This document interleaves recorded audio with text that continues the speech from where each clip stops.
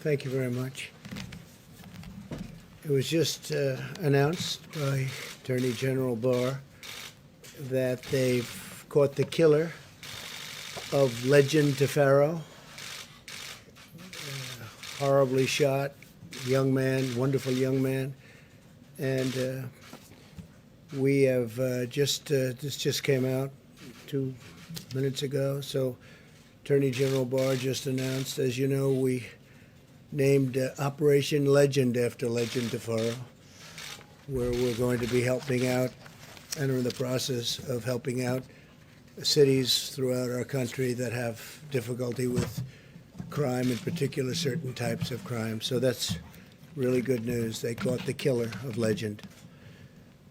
Today we saw Joe Biden continue to politicize a pandemic and to show his appalling lack of respect for the American people. That's what it is.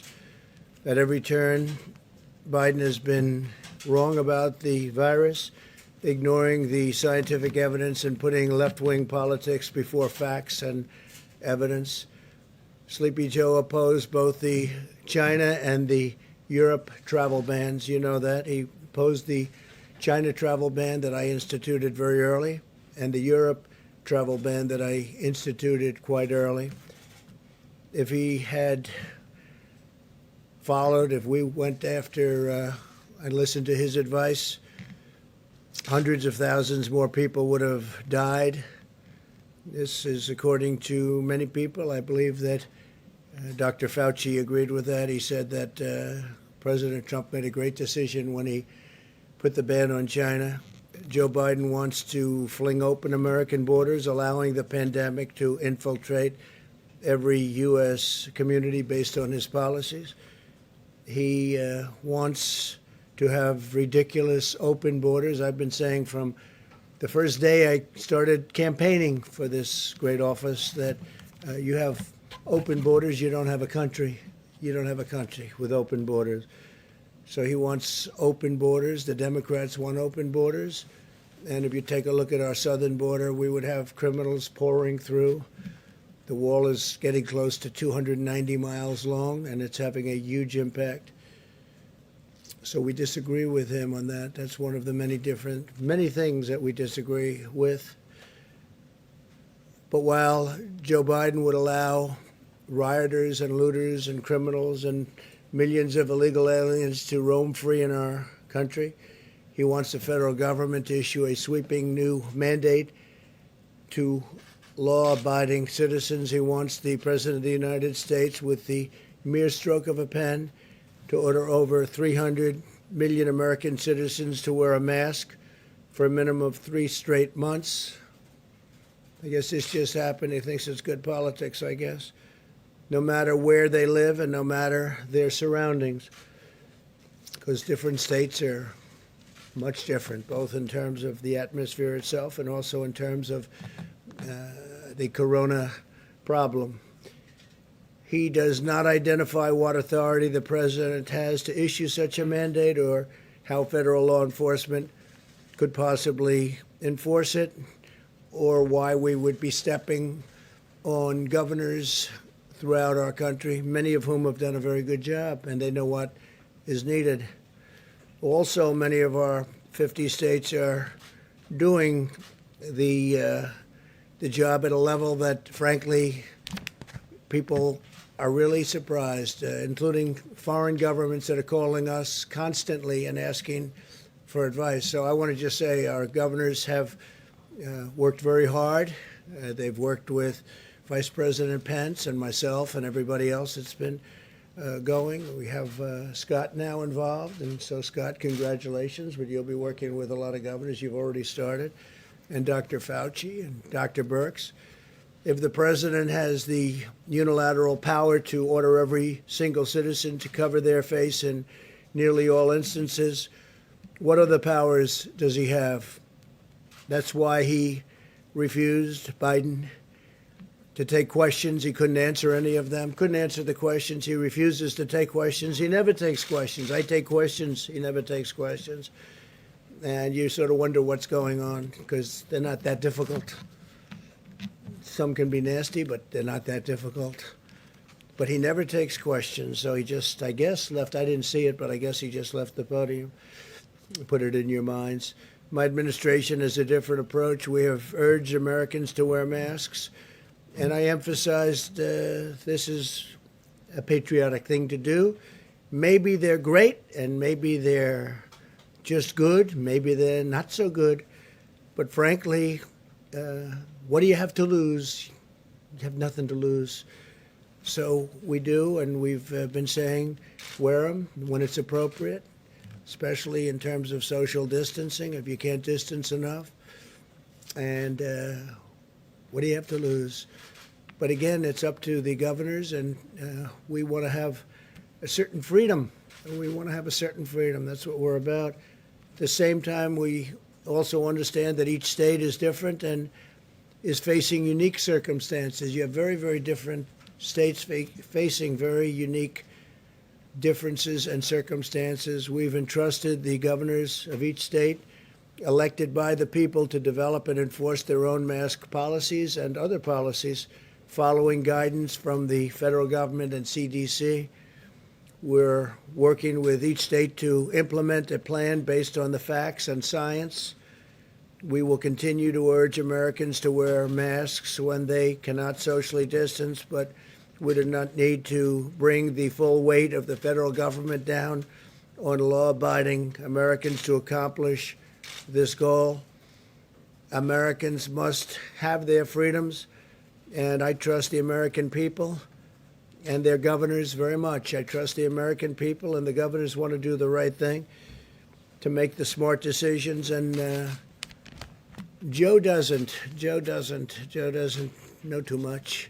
Unlike the Biden approach, our approach is guided by science. That's why we're focused on protecting the high-risk Americans. That is why we're delivering effective medical treatments to dramatically reduce the fatality rate. And that is why we're developing a vaccine and therapeutics in record time. You'll see that, I think, very soon. Sleepy Joe rejects the scientific approach in favor of locking all Americans in their basements for months on end, which I think is something that Scott would be very opposed to. I think I can speak for you. We've been dealing pretty strongly over the last number of weeks. But he wants them in the basement for months on end. And you have governors that have been very, very strict on keeping people in their houses, keeping people in their, wherever they may be, apartments. And frankly, I don't think the results are necessarily better than other results. But he wants to shut down our economy, close our schools, and grind society to a halt. And he wants it done by a federal decree. This would lead to a crippling, long-lasting depression. This would be a crippling, long-lasting depression. And yesterday I showed you the numbers about how well we're doing coming back with auto sales and auto manufacturing and used car sales and housing sales at numbers that nobody would have believed. And we're back and very strong. It's a very strong V. It's almost a straight up V. We'll be discussing that over the next couple of days. But the economy is coming back, and the employment numbers over the last 3 months are a record in history of our country. And we'll be back next year. I think we'll be maybe even stronger than the previous year, where we set every record in the book on employment and stock market. By the way, our stock market numbers are very close to record, and NASDAQ is actually record over the last 14 days, 14 times now. It's been record, and that's during what we hope will be the more final stages of the pandemic. So if we did what Biden wanted to do, it would shut down our healthcare system and lead to a massive increase in mortality, including suicide, overdose, heart disease, and countless other physical and mental harms. It is very, very bad on the other side of the equation when you do something like that. Those shutdowns are very punitive, very punitive. They hurt a lot of people in a lot of different ways, through depression, through suicide, through so many other things, alcohol, drugs. Biden's approach is regressive, it's anti-scientific, and it's very defeatist. but it'd be very bad for our country. While Joe Biden has been playing politics from the sidelines, he has no clue. We've been solving problems and delivering tremendous results. The most advanced and robust testing system on the planet, the number one producer of ventilators in the world by far, unprecedented industrial mobilization, biggest since World War II, Operation Warp Speed to deliver life-saving treatments and very soon a vaccine. What a plan by Joe Biden has actually laid out would do, we've really already accomplished. In fact, many of the things that was well reported over the last few days, every single thing he said to do, every single thing we did, and we did them well. So Biden has no idea on his own. He only knows what he thinks we should do, and he spews it out, and then I guess you could say he plagiarizes, and he really did in our case, because every single one of the events, I think, Kayleigh, we can say that, was something we had already done. So we'll defeat the virus, but not by hiding in our basements. He's got to come out of his basement. We'll defeat this virus through a common sense mitigation effort, shielding those at highest risk and unleashing America's medical and scientific genius, which is what it is. And we've already been doing it, and we're very close to having something that's going to be very, very special in the form of therapeutics and vaccines. To Joe, I would say stop playing politics with the virus. Too serious. Partisan politics has no place here. It's a shameful situation for anybody to try and score political points while we're working to save lives and defeat the pandemic. In times of national challenge, Americans, and we are, by the way, we are working with countries from all over the world, and they're trying to learn from us. And some of the countries that you spoke most well about are having a tremendous surge right now, but it'll work out. But Americans must unite together, and they must put politics aside and have to really unite for a common good. 3 vaccines are in the final stage of clinical trials. They're doing really well. We're producing the most promising vaccine candidates in advance. As you know, part of the largest industrialization ever. It's incredible when I meet with heads of companies that are doing this, that are the best companies anywhere in the world. It's incredible where they are, how they're doing, and the speed with which they're doing it, and also the speed with which the FDA is approving things. Because by any other standard, you would have been 2 or 3 years away from being at the point that we're at. By the end of this week, we will have shipped 1,846 rapid point-of-care testing devices to nursing homes, which are a very important source, as you know, for people that are not handling the plague from China very well. This week alone, we're sending 992 testing devices and 450,000 tests to more than 950 nursing homes across the country. And these tests are incredible. These are tests that are all new, very modern. And we're also getting on the tests that are not done immediately with the 5 to 15-minute timing. When they do send them to a lab, they're coming back now in 3 days. So it's a 3-day process, which is about as good as you can do. You have 1 day of delivering, 1 day of receiving, and 1 day in the lab. We're also requiring all nursing homes to test all members of their staff at least weekly. By unleashing America's scientific genius, we have delivered effective treatments. The case fatality rate for Americans over 70 has declined by about 85%. That's a fantastic number. It's declined. That's case fatality. It's declined by 85%. Europe has seen 40% more excess mortality than the United States compared to a non-pandemic year. So you hear the numbers, and those numbers are very interesting, but that's the way it is. We continue to urge all Americans to wash your hands, socially distance, wear a mask when necessary, and when you cannot, distance and protect Very importantly, the vulnerable, protect people that are older and especially people that have problems with heart or diabetes or some other problem. Earlier today, very exciting news, very big news all over the world. They're talking about it all over the world. It was amazing. We finalized a historic peace agreement between Israel and the United Arab Emirates. After half a century, Israel and the United Arab Emirates will fully normalize their diplomatic relations. Nobody thought this was something that could happen for a long time.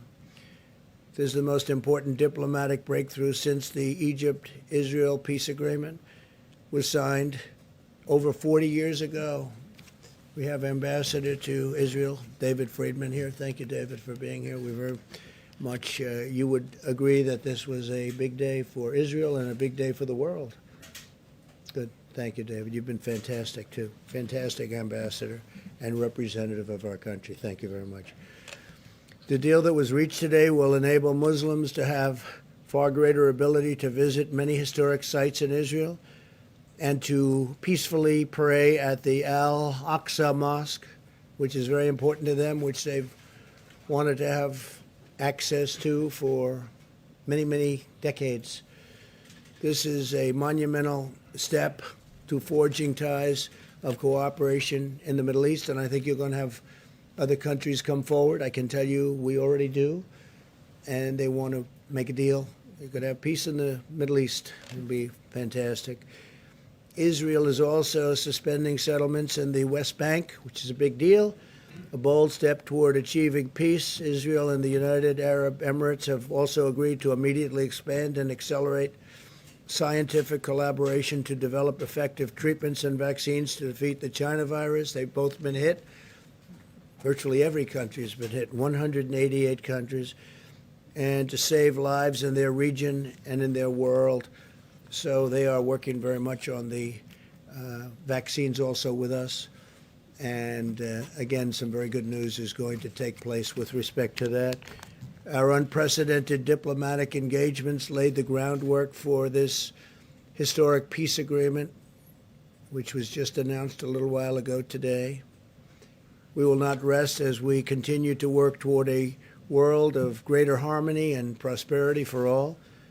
I want to thank Prime Minister Benjamin Netanyahu of Israel and Crown Prince Mohammed bin Zayed of the United Arab Emirates, two fantastic people, for their vision and their leadership, and I look forward to hosting them at the White House very soon to formally sign the agreement. We'll probably be doing it over the next, I would say, 3 weeks, and they'll be coming to Washington. So that was a tremendous day. That was a tremendous thing that happened, and it's a great sign. We have a lot of other interesting things going on with other nations also having to do with peace agreements. And a lot of big news is coming over the next few weeks. And I'm sure you'll be very impressed. And more importantly, it's a great thing for our country, a great thing for the world. So thank you very much. Please, go ahead. Thank you, Mr. President. I appreciate it. I want to ask you about school-age kids and food. One of the real problems when you shut down the schools, these are kids on reduced and free lunch programs. They need these meals to make it through their day, and with districts shutting down school, what, if anything, can the federal government do to make sure that the kids still get decent meals as long as the schools are out? Well, you know, we don't want the schools shut down. We want the schools to open, and especially very young children handle it, all children, but especially very young children handle it very well. So we want schools open. We don't want to be in that position. We want schools open. We've made payment, and we would, frankly, if the school isn't going to open, we would much rather follow the child with the payment, give the money to the child, meaning the parents of the child, and let the parents do what they have to do, including bringing the child to another school, because we're finding that whether it's parents or children, people want to get back to school. They want to have their life back. Some people say the Democrats don't want schools open because that's where you have a lot of polling booths. And if you have a school closed, you can't very easily have polling booths at the school. And that's becoming, I think, maybe we'll be able to show that as fact. But That's another thing that they're doing to try and keep people away from the polls. So we have to look into that, but it's, you've been reading about it, I've been reading about it, and I don't like it. But we'd like to see the schools open. Then we don't have that problem. Good question. Thank you, Bruce. President, what's your understanding of how long Israel will suspend its West Bank annexation plan? What do you think? Tell me. Well, we're putting all our eggs into the basket of peace. We have an agreement with the Emirates. We're going to nail down all the details, embassies, overflights, commercial. Then we're going to extrapolate that to the rest of the region. How long that takes, I can't tell you, but we've prioritized peace over the sovereignty movement. But it's not off the table. It's just something that will be deferred until we give peace every single chance. And what do you want the Palestinians to take away from this deal, since they're not really a party to it? Well, but they are supported largely by some of the countries that we're talking to and that have already signed, you know, in the case of the one country, but others will be following. And I think the Palestinians will, without saying it necessarily yet, I think they very much want to be a part of what we're doing. And I see ultimately the Palestinians, I see peace between Israel and the Palestinians. I see that happening. I think as these very big, powerful, wealthy countries come in, I think the Palestinians will follow quite naturally. Yeah, please. Do you believe that a deal could have been reached without Israel's agreement to temporarily suspend annexation? Say it again. Could you make it louder? Do you believe that a deal could have been reached without Israel's agreement to temporarily suspend annexation? What do you think about that, David? It's interesting. I think you can't do both at the same time. So I think, again, prioritize peace, sovereignty, after peace is given every opportunity to turn to sovereignty. I don't think the two could have been done at the same time. And have you asked Israel to permanently consider abandoning annexation? No, this is a temporary process. There's been no request. Okay. Please, Caitlin. Mr. President, this morning you said that you do not want to fund the U.S. Postal Service because Democrats are trying to expand voting by mail. So I've got two questions for you. One, are you threatening to veto any legislation that includes funding for the post office? No, not at all. No. So you would sign something that does include funding? A separate thing, I would do it. But one of the reasons the post office needs that much money is to have all of these millions of ballots coming in from nowhere, and nobody knows from where and where they're going. You saw what happened in Caitlin in Virginia. It was 500,000 applications coming in, going all over the state. Nobody even knows where they came from. You saw what happened in New York, which was a disaster with Congresswoman Carolyn Maloney. It was a basic disaster. And you see Paterson, New Jersey, what's going on there. And we can give you many other locations and sites. What has happened is that's part of a big negotiation. That's actually small part of a big negotiation to get more money to people that it wasn't their fault. It was China's fault.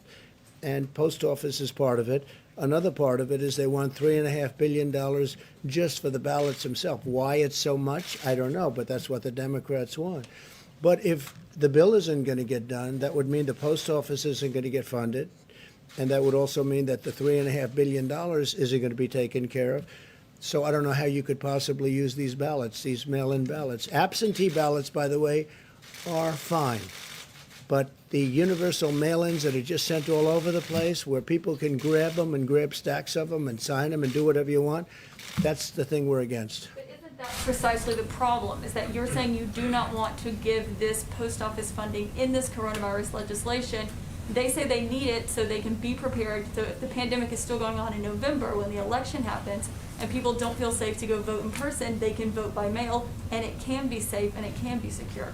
I can understand the post office, and if we could agree to a bill, the overall bill, which is obviously a much bigger number than just the post office, that would be fine. But they have the post office as one of their requests. It's their request. Right, but this morning you said you were against it, didn't you? I'm only against, what I'm against is I'm against doing anything where the people aren't taken care of, and the people aren't being taken care of properly. We want people to get money. It wasn't their fault that they got shut down. They got shut down by China. So whether it's the post office or whether it's the $3.5 billion. You know, they're asking for $3.5 billion just for the universal mail-in ballots, but they're not willing to make a deal. These are 2 points within a very big deal. The thing they want more than anything else, Caitlin, and you know this, is bailout money for the states and for the cities that are in trouble, which, for the most part, are Democrat-run states and cities. So New York has a problem, California has a problem, Illinois has a tremendous problem, and others. They want to be able to bail out these states, and we don't want to be doing that, or certainly don't want to do it to the extent they're looking for $1 trillion. We don't want to be doing that. But this Please, go morning- ahead. I'm just really confused, because this morning you said they need that money in order to make the post office work so it can take all these millions and millions of ballots, and you said that would be fraudulent. So it sounded like Well, you no, said you're no, blocking. no, I said it will end up being fraudulent, because if you look at what's happened over the last few weeks, just look at the few instances where this has happened, it's turned out to be fraudulent. Fraud. Well, if you look at New York, it was fraudulent. If you look at Patterson, New Jersey, it was fraudulent. Of course there is. The whole thing is a mess. In fact, Carolyn Maloney's opponent he's gone crazed. He said they took the election away from him, and he may be right. I think they should redo that election. And if you look at Virginia, it's terrible. Look at some of the things that have happened in California. Look at California, where they found 1 million non-eligible voters. That was done by Judicial Watch, Tom Fitton and Judicial Watch. We have to have an honest election. And if it's not going to be an honest election, I guess people have to sit down and think really long and hard about it. But if the post office, if they're not going to approve a bill, and the post office therefore won't have the money, and if they're not going to approve a big bill, a bigger bill, and they're not going to have the $3.5 billion for the universal mail-in votes, how can you have those votes? What would mean is the people will have to go to the polls and vote, like the old days, like 2 years ago, 3 years ago, 4 years ago. They have to go to the.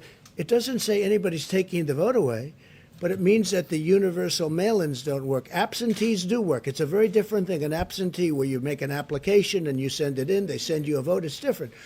But so, Caitlin, I'm not saying anything wrong with voting. I want them to vote. But that would mean that they'd have to go to a voting booth like they used to and vote. Even if they don't feel safe voting in person, people want to vote by mail because. Well, they're going to have to feel safe, and they will be safe, and we will make sure that they're safe. And we're not going to have to spend $3.5 billion to do it. And when you go to a voting, it would be wonderful if we had voting ID, and some states have that, and some states don't because they can't get it passed. Most states want it. But we want people to vote, but we want people to vote so when they vote, it means one vote. It doesn't mean ballots all over the place. You saw what was happening in Virginia, where piles of ballot applications are dropped all over the state. They had them named after dogs. They had them named after dead people. We want to have an accurate vote. I'm not doing this for any reason. Maybe the other turns out to be my advantage. I don't know. I can't tell you that. But I do know this. I just want an accurate vote. And it's a fair question, by the way. So does everybody else. Okay. Mr. President, how does the accord today between Israel and the UAE help struggling and persecuted Christians in the Middle East? Help what? How does it help struggling and persecuted Christians in the Middle East, the deal today? Well, I think it's going to. I think it's a big start. And you're right about that. Christians have been persecuted by some countries in particular in the Middle East. And I think this is a big start. It's going to be a very strong start, very powerful start. And it's something that I will tell you, I've told David, and I've told every one of our negotiators, if you look at the way Christians have been treated in some countries, it's beyond disgraceful. It's if I had information and if I had absolute proof, some of the stories that we've heard, which is not easy to get, I would go in and do a number to those countries like you wouldn't believe what they do to Christians in the Middle East, and it's disgraceful.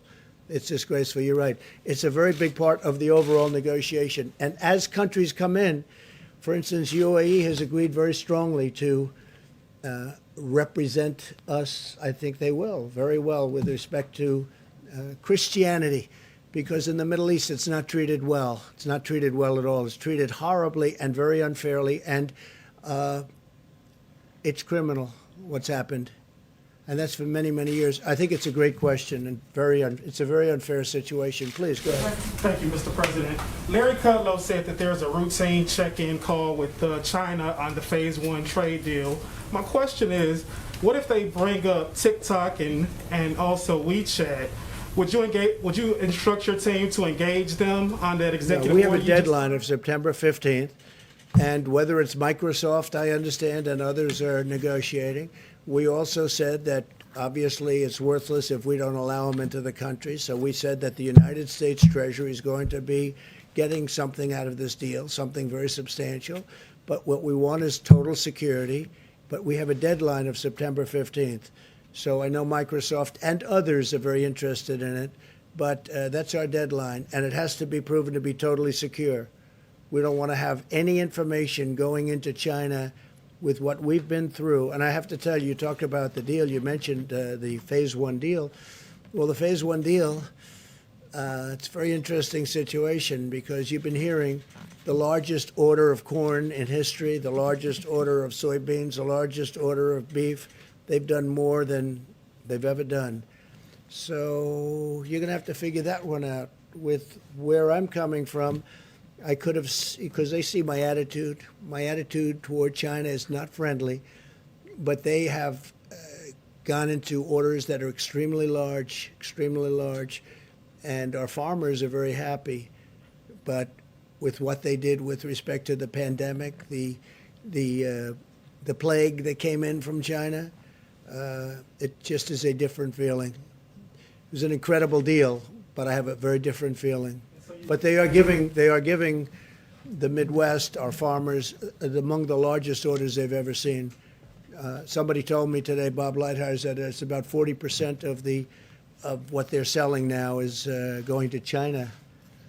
So maybe they're trying to make me change my mind a little bit, because you know my attitude on China, and it hasn't been very good. Well, we're not talking to them. No, we're talking to the companies. In theory, it's a company, but it's a company within China. That means China.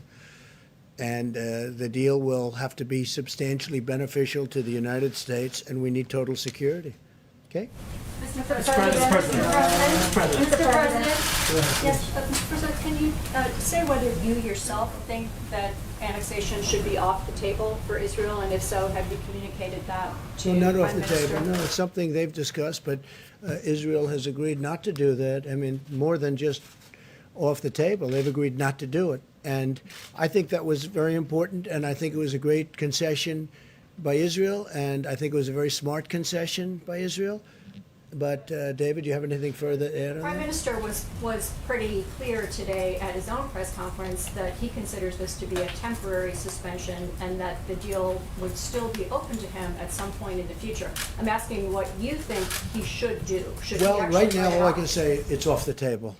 So I can't talk about sometime into the future. That's a big statement. But right now, it's off the table. Is that a correct statement, Mr. Ambassador? Yes, the word suspend was chosen carefully by all the parties. Suspend, by definition, look it up, that means temporary halt. It's off the table now, but it's not off the table permanently. Go ahead. Mr. President, thank you so much. Just to follow to some of the questions that Caitlin was asking, you said you do want an accurate vote. That's right. Would you direct the Postmaster General to reverse some of the policy changes that have No, occurred not at there all. in order to prevent delays? No, I wouldn't do that at all. No, I want the post office to run properly, but, which makes sense, they would need a lot more money if they're going to be taking in tens of millions of ballots that just come out of the sky from nowhere. And so they need additional financial help. It's a part of the bill that the Democrats don't want to make because they want $1 trillion, much bigger part of the bill. They want $1 trillion to go to states that are run by governors who happen to be Democrats who have not done a good job for many, many years. And those are states that owe a lot of money and need a lot of money, and they're talking about $1 trillion. So the post office and the $3.5 billion for the votes themselves, which sounds like a lot of money they're looking for. $3.5 billion. Think of that, $3.5 billion to have mail-in ballots. Again, absentee good, universal mail-in very bad. One quick follow-up. Given that the negotiations are still ongoing about whether to get more money to the Postal Service, why not put more resources and more money yourself. Find a way to do that, to make sure there is a Well, they free can and do it fair very election. easily. All they have to do is make a deal. If they make a deal, the postal service is taken care of. The money they need for the mail-in ballots would be taken care of if we agree to it. That doesn't mean we're going to agree to it. But all they have to do is make a deal. But again, more important to them is not that. That's a lot of money, but it's small time compared to the other. What they want to do, and very, very, very strongly what they want to do, is bail out cities that are run by Democrats and have been for many years. And these cities and states have done very badly, and they desperately need money for that. And we're open to something, but we're not open to the kind of money that they need. Go ahead, please. Mr. President, very quickly, my question to you is, what are Just you one doing- second, please. Go What are ahead. you doing as president to make sure there is a free and fair election? That the what? What are you doing as president to make sure there is a free and fair election? So everyone talks about Russia, Russia, Russia. They talk about China, China. They talk about all of these different countries that come in and run our elections, which is false. But what they don't talk about are things like very loose mail-in ballots, universal in nature, that frankly Russia, China, North Korea, Iran, all of these countries that we are reading about, hearing about, and in some cases they're writing about intelligence-wise, these countries can grab those ballots or print forgeries of those ballots, and they would go out and they would have a field day. This is the easiest way for the mail-in ballots is the easiest way for a country like a China or a Russia or a North Korea or Iran. I hear Iran too, that was part of the report. This would be very easy for them. This is much easier than, well, we have been very strong. Now, if you remember, President Obama was informed about Russia by the FBI in September. The election was in November. President Obama decided to do absolutely nothing about it. People don't mention that very much anymore. That's a lost fact. But he was informed very powerfully that they're going to do, and President Obama did nothing. We have done a lot, and we've really shored it up. But what people can never prepare for are millions and millions of mail-in ballots, because they can be forged, they can be captured, they can be taken. No, well, that's a very hard thing to do. We have to make sure that we can do that. Please. Mr. President, after 3.5 years, do you regret it all the lying you've done to the American people? On All the what? everything. All the lying, all the dishonesties That who has done? you have done. Tens of Yeah, thousands. go ahead, please. Please. Go ahead. Go ahead. I wanted to ask about the payroll tax Go ahead. cut. One, is it going to be optional or mandatory for employers to defer and not collect the payroll tax? So we're- if I have a follow-up on The that. payroll tax is very important and a very big benefit to people, as you know, to companies, because we want the companies to be strong, but now directly to people. And it's a very big number, and we're taking care of it, and this will go directly to the people, the workers within the company. It's a payroll tax. It's called a payroll tax cut. We're cutting the payroll tax, and it's a very large number, and that will go directly to the workers of the company. Well, if employers collect that through FICA, will that be are they going to be required not to collect that money? You mean later on? You mean later on at a later Right now, date? so September 1, when I get my paycheck, will The it be up to employers will collect it and give it, most likely. The employers will collect it and give it, okay? Please, go ahead. Mr. President, I have two questions. The first one on domestic politics. There are claims Can't understand a There word are you're claims saying. circulating in social media that Kamala Harris is not eligible to run for vice president because she was an anchor baby, I quote. Do you or can you definitively say whether or not Kamala Harris is eligible, meets the legal requirements to run as vice president? So I just heard that. I heard it today, that she doesn't meet the requirements. And by the way, the lawyer that wrote that piece is a very highly qualified, very talented lawyer. I have no idea if that's right. I would have assumed the Democrats would have checked that out before she gets chosen to run for vice president. But that's a very serious. You're saying that they're saying that she doesn't qualify because she wasn't born in this country. No, she was born in this country, but her parents did not The claims say that her parents did not receive their permanent residence at that Yeah, time. I don't know about it. I just heard about it. I'll take a look. Back in the Mr. back. President, a follow-up on UNGA. Ambassador Kelly Craft recently said that you, or she's hoping that you might be able to deliver the speech in front of the UN General Assembly in person, even though other leaders will be sending in their video recordings. Can you confirm that?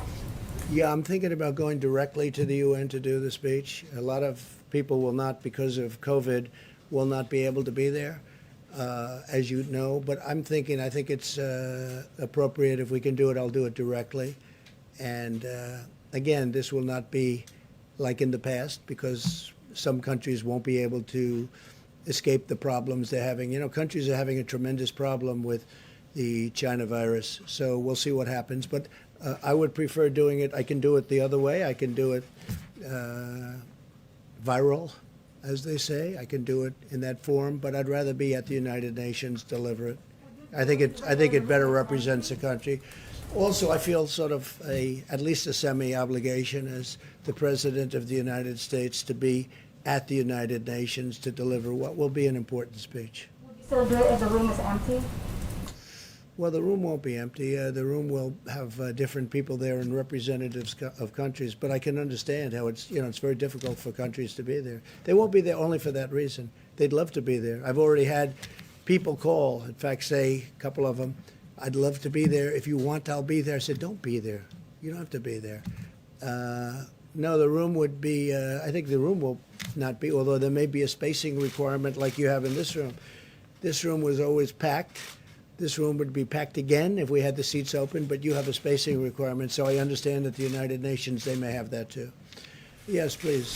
Thank you, Mr. President. I have a question on the peace deal, but if you don't mind, could I defer my question to Amala Khan from Epic Times? Sure, yes. Thank you, Mr. Please. President. Thank you. I would like to ask your opinion about what recently happened in Hong Kong, recent attack on press freedom in Hong Kong, and Jimmy Lai was arrested, his newsroom was raided. How will the U.S. respond to this? Well, I think it's a terrible thing, but one thing that we have done, we gave tremendous incentives to Hong Kong because of freedom. We want freedom. And we were giving tremendous economic incentives to Hong Kong, and we have now withdrawn all of those incentives. And it will be impossible for Hong Kong to compete with the United States with respect to that. It just won't be, because we've taken all of the incentives away. If you look at China with the World Trade Organization as an example, they're getting tremendous because they're considered a developing nation, which is ridiculous. Why should they be a developing nation, but we're not? And they get tremendous incentives. We have, by the way, told them it's unacceptable, and we've been doing that for a long time. They understand exactly how we feel, and big changes are being made. But with respect to Hong Kong, they get tremendous financial incentives so that they could do business and compete in the world. We've now withdrawn all of those incentives. It's going to be very hard for Hong Kong to compete. And I will tell you that the United States, and I say this from any standpoint you want to hear it, will end up making a lot more money because of it, because we lost a lot of business to Hong Kong. We made it very convenient for people to go there, for companies to go there. We've withdrawn all of that, and the United States will be a big beneficiary from an economic standpoint. But I hate to see what happened to Hong Kong, because freedom is a great thing. Thank you all very much. Thank you. Thank you very much.